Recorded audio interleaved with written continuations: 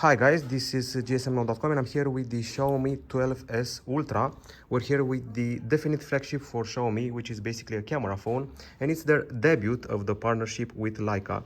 Leica is no longer with Huawei, they're collaborating with Xiaomi now, and I think it's time to see, well, what's in the box and what this camera phone has to offer. I mean, it's hefty, it's quite big, but it's also easy to handle on account of having the fake leather backside with improved grip. Okay, so as far as I've heard, the price should be around 990 euros in China, and the box promises us 12 gigs of RAM and 256 gigabytes of storage. We also have Harman Kardon acoustics and Dolby Vision and Dolby Atmos for the screen and acoustics respectively.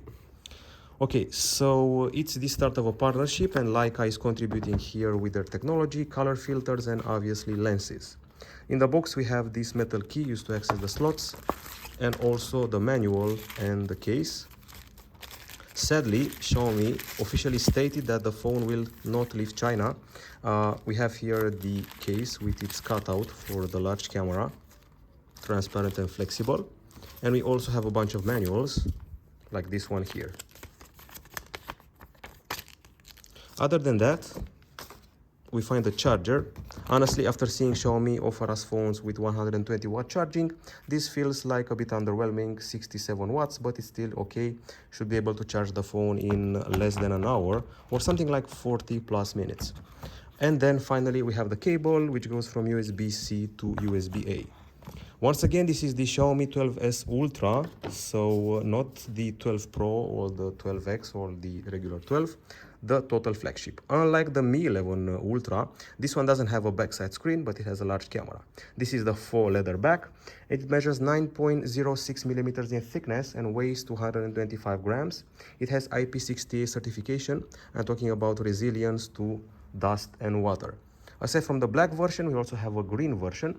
And when we're talking about the screen, I think it's time that I should mention it has a 6.73 inch panel, this one here, which is an AMOLED with LTPO. LTPO means that it can go down to a very low refresh rate, so it can save power, but it can also go up to 120 Hz, which is useful for gaming. It has HDR10 Plus and the promise of up to a crazy 1500 nits of brightness.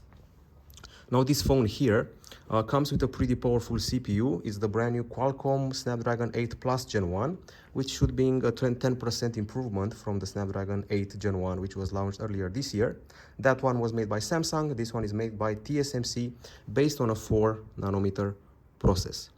Now, aside from that, the phone has a starting version, which is, I would say, rather modest, 8 gigs of RAM, but you can also get it with 12 gigs of RAM and up to 512 gigabytes of storage of the UFS 3.1 variety. It runs on Android 12 with MIUI 13 on top, the custom interface, and some of these features are actually confirmed by the phone itself here. You can also get a virtual RAM expansion of 3 gigs in the current case. And the battery, we didn't forget about it.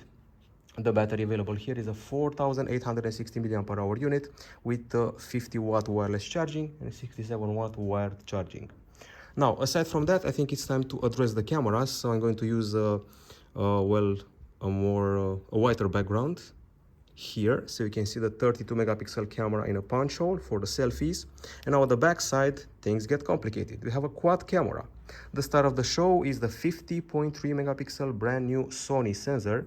It's the new Sony IMX989. It measures 1 inch, which is a record in the field of mobiles.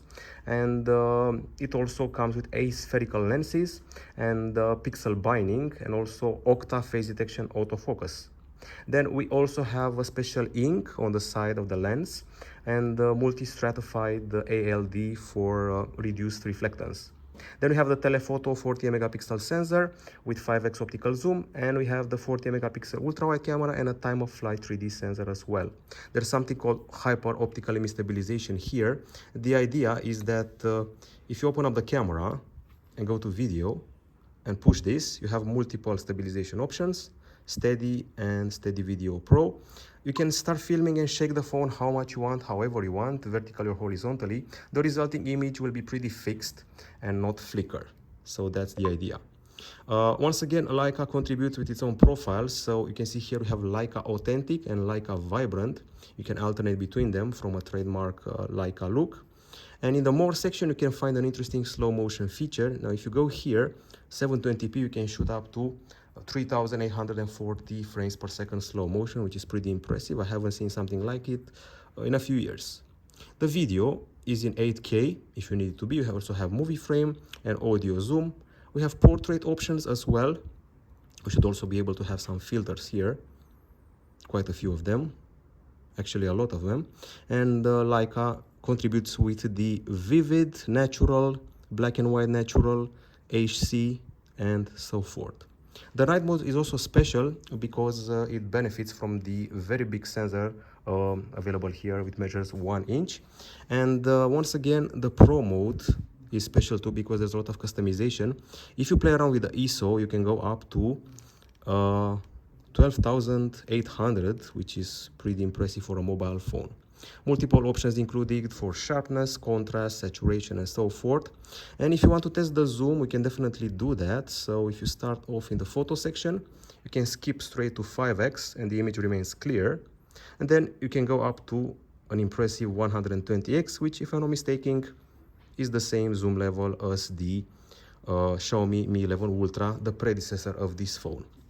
The good piece of news is that the edges of the screen aren't as curved as the predecessor, which was very curved, and the phone feels easier to handle than one would expect, seeing the screen size and how huge this camera area is.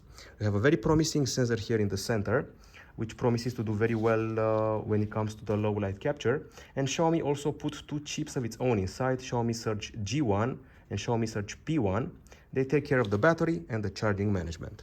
However, all in all, this is more of a camera phone, and I have to say that we have it here with the China software installed, Chinese apps, no Play Store, no Play services, which means it's bound to stay in China for a little while. Too bad, because the price is actually good, and there aren't very many camera phones on the market to compete with it right now, and the sensor is a bit of an exclusive at this moment.